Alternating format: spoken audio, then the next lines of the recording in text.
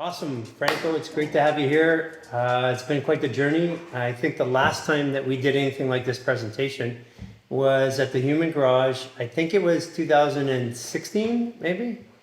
17. Early 17, yeah. And we did the first presentation on the Power Kirk and on the Kitoba. And it was a really scientific presentation. And today what we're going to do is we're going to pick your brain and ask some questions about this technology you've created. And it is technology, it's not just a supplement. And we want to get to know a little bit more about it and about you. I'd like you to hear the story. I mean, I know it, I've heard it a couple times myself, but I'd love to hear the story again for the audience, specifically how this all came about. Like, you were a bodybuilder and you ran into a problem, and that's what started this whole journey off, right? That's correct, yeah. So tell us a little bit. You want to know the story? Yeah. All right. Yeah, it started, so I was doing my undergrad at the University of British Columbia in human nutrition while I was climbing the ladder in the bodybuilding arena. And I was using the laboratories. I had latitude to be able to analyze blood work and determine exactly what was working for me, what wasn't working for me as I progressed towards each contest. So every contest for me was an experimental program that was tangibly analyzed from the standpoint of blood work from month to month as I progressed towards it. So it was very scientific. And I really leaned a lot on curcumin as an anti-inflammatory. At the time, believe it or not, curcumin was relatively unknown.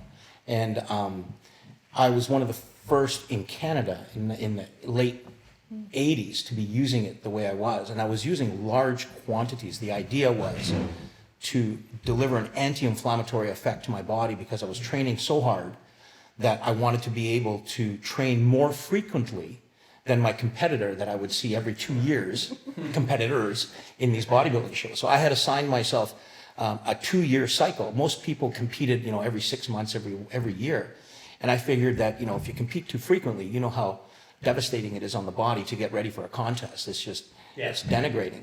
So I just began to map out the 2-year cycle and trained hard and delivered whatever supplements I needed to be able to recover as quickly as I could. Curcumin became a staple for me. It worked well. And I had other things I was using as a program that delivered results that were, for most people, that thought it was formidable. I went from Mr. Junior BC as a 19-year-old. First contest I lost, first contest I went into, and then kind of things started coming together based on the analytical work. And I won Mr. BC Senior, Men's, Mr. Vancouver, Mr.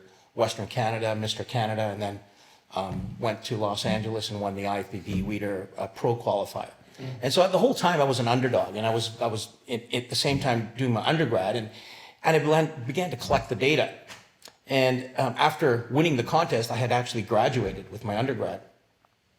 But I'm going to step back 1 year before winning that contest, because it sounds like everything went smoothly. And as you know, as you progress, the best laid plans don't necessarily go the way you want them to go. And I was supposed to compete in Mr. North America contest in '91 and became very ill, and I was hospitalized, and I was bleeding. So at the time, nobody knew what it was. I had this gastrointestinal problem that would raise its ugly head every time I had exams in university. And I thought, well, maybe I'm just, pretty weak at dealing with environmental and life stress. And that was, something that was delivered to me.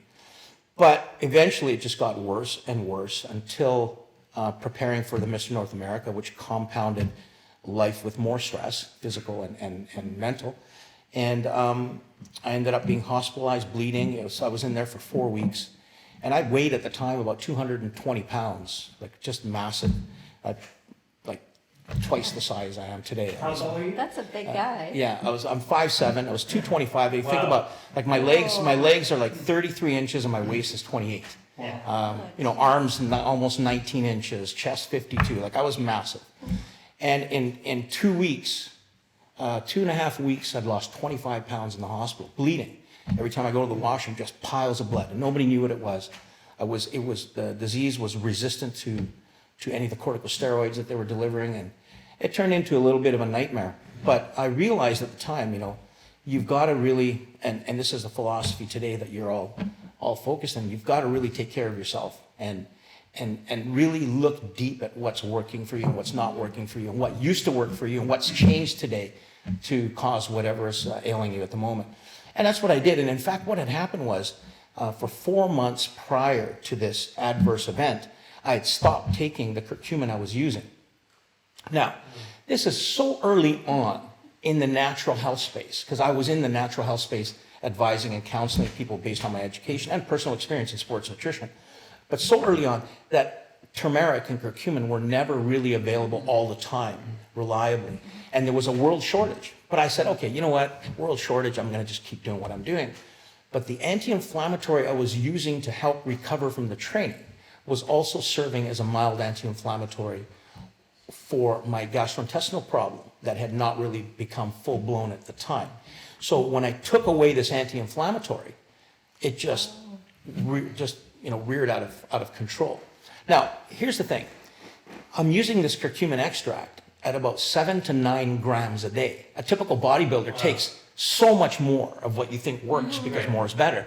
And I mean, nobody today would ever take 7 or 9 grams of curcumin. You couldn't, because it was just almost impossible. The 3 or 4 shakes with curcumin in it, just piling this stuff in for recovery from training, but it was taking the edge off this disease. And when I took that compensatory factor away, the disease just flailed out of control. And there I was, hospitalized. So what had happened was, I went in the hospital. They told me, they have to resect my large intestine, cut it out, because that's the only way they would save my life. I said, okay, wait a minute. I need to go back. I'm going to find this stuff I was using.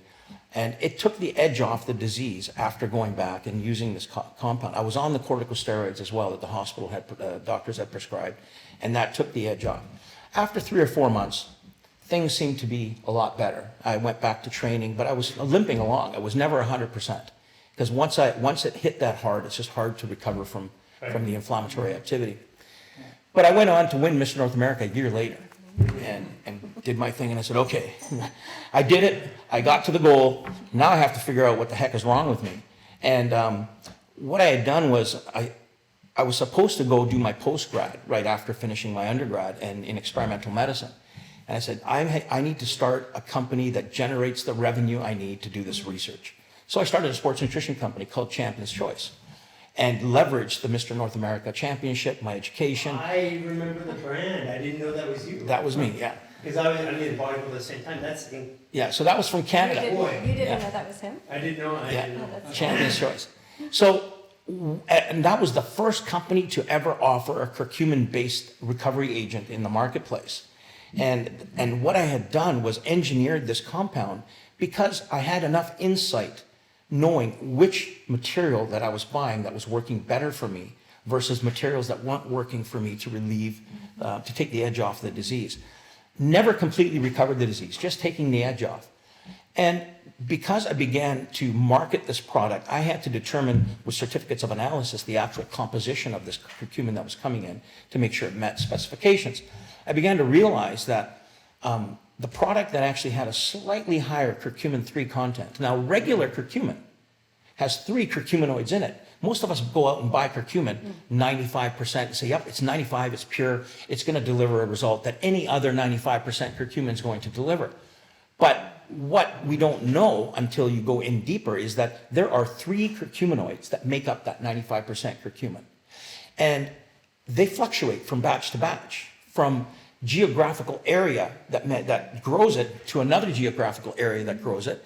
In fact, I can buy turmeric that comes from China, from India, and from other South American countries, and all of them have different proportions of these curcuminoids because the climate, the earth, the environment, even the insects, because a lot of these curcuminoids are made by the plant to protect itself from the environment, from oxidation, from insect attack. Now, what's happening when an insect attacks the plant and you begin to analyze this archaic biological system that we still have in our cells that we can affect in a similar way, except the dose that the insect is getting in the plant is going to kill it. But for us, it's serving medicinally and a high dose enough that proportionally is heavy enough to the insect's dose, it could kill us too. Nevertheless, I go back in and realize that the curcumin 3 loaded product would deliver a result that would take the edge off the disease, and I began to focus on curcumin 3. So I isolated it, took it out. Right.